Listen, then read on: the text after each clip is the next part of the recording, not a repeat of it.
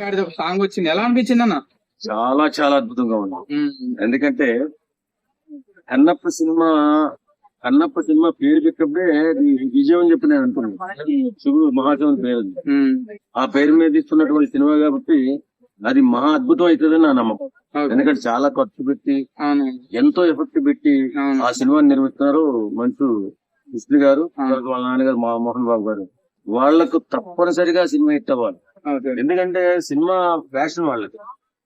డబ్బుల కోసం కాకపోయినా, అంత మార్కెట్ ఆయనకి లేకపోయినా చాలా అమౌంట్ ఖర్చు పెడుతున్నారు. అంటే 150 కోట్లు ఎంత, 200 కోట్లు పైసలు. అంత డేర్ చేయడం సామాన్యం కాదు. ఎంత సినిమా ప్యాషన్ ఉంటే మాత్రం అంత డేర్ చేయడం. అందులోనే ఈ మధ్య కాలంలో శుభాబు అసలు ఎట్లే లేవు. అలాంటప్పుడు ఇన్ని డబ్బులు ఖర్చు పెడతారంటే వాళ్ళు చాలా చాలా నమ్మి ఆ కథను నమ్మి చేస్తున్నారు.